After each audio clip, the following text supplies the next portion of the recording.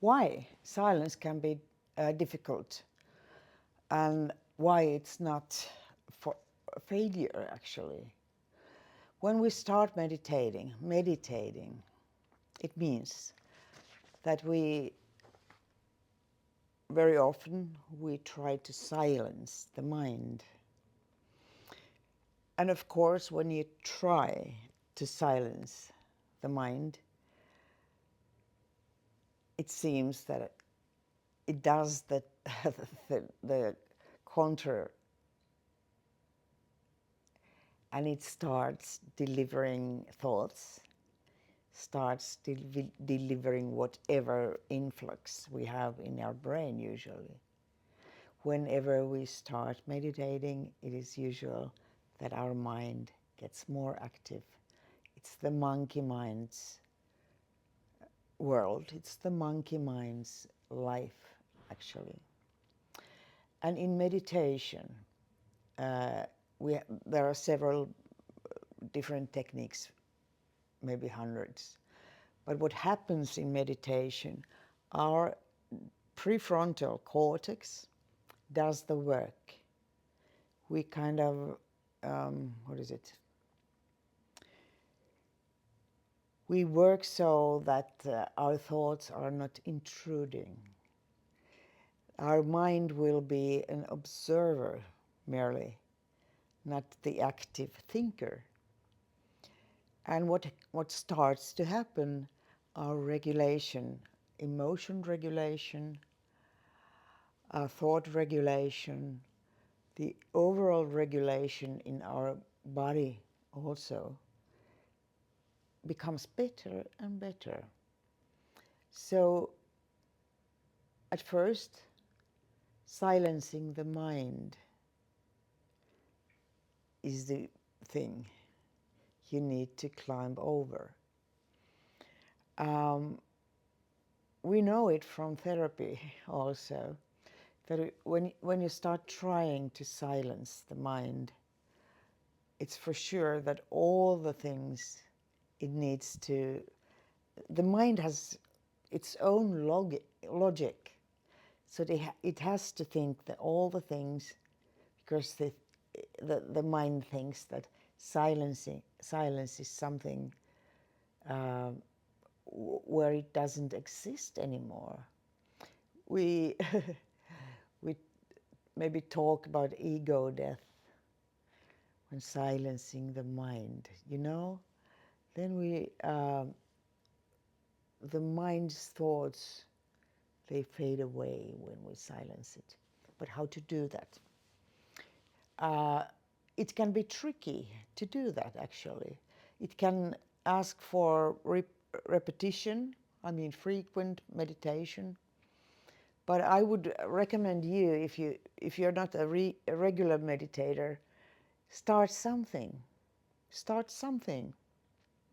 Start taking in your everyday life, like showering, washing yourself.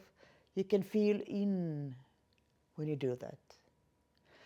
When you are lining up in your grocery store, you can feel in, not to rush. You can feel in and be expanded during that time. We can use the small breaks in our everyday life just to feeling in. And it's very important because this is the toolbox also in mediumship development, feeling in. And yes, about meditation, I need to check this a bit. Silence can be revealing.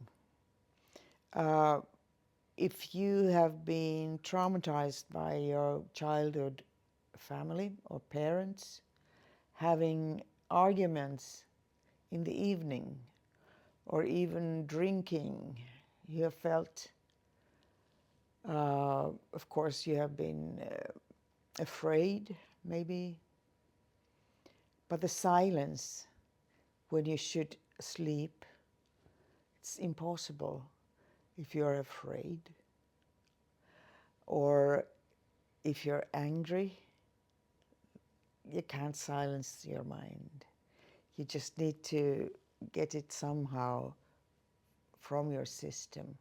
And of course, when we are adults and start meditating and our body start relaxing and relaxing more, there is always the risk that unpleasant memory starts flowing and starts coming up in your mind.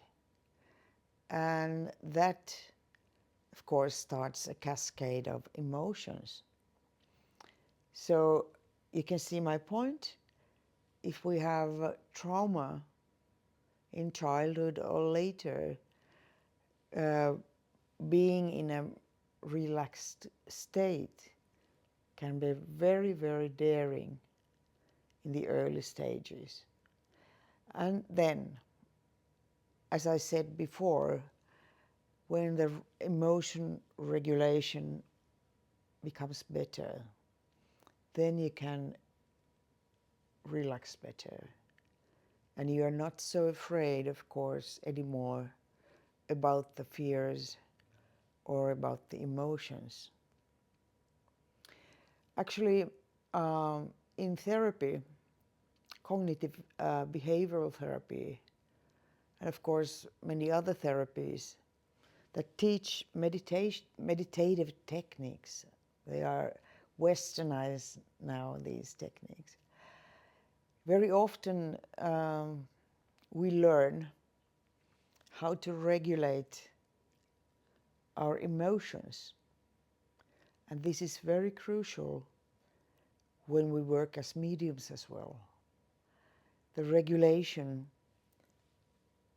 requires prefrontal. And when the regulation becomes better and better by practice, you feel it because the emotions that you before you would have dropped to the emotional trap or gap or whatever it is, and the emotion would have taken all your consciousness away to tell the emotion's own story. So when the regulation becomes better, you kind of feel the emotion doesn't take you anymore there. It doesn't take you there. It can feel, yes, you will be aware of the emotion, and you can let it be there without driving it away, and you can be sure that the emotion fades away when the emotion regulation becomes better. So I kind of tried to explain why is it that many traumatized people cannot go to the deep meditation so quickly or at all. Yes, whatever. Being in a meditative state, and it asks for structure of the mind also. It asks for structure because you need to feel safe. You really need to be organized in a way, and this is very crucial for also for mediumship development as well. The structure means boundaries. It means clarity. It means clarity in how you practice. And also in the future, it will be meaning clarity in how you are becoming a medium in this world, in this era of the humankind. Okay, so the silence can be threatening at first, but it usually is not threatening for ages. So with practice, repetition, frequency, you will notice the difference. Yes, so if I get everything in a one sentence, being in silence, it's not always about willpower. It is about trust. It is about leaning towards silence, leading towards calm. And it might mean the thoughts or images that arise in silence are not pleasant. But when your regulation, self-regulation, will be better, you will notice the difference. My name is Marja Vihervaara. It was nice meeting you here. This is my channel, The Inner Medium Method. I teach methods, and I love to meditate, sit in the power, so I will probably show you sitting in the power meditation quite soon. It was nice meeting you.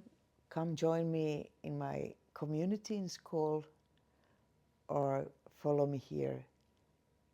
It was nice meeting you. Ciao.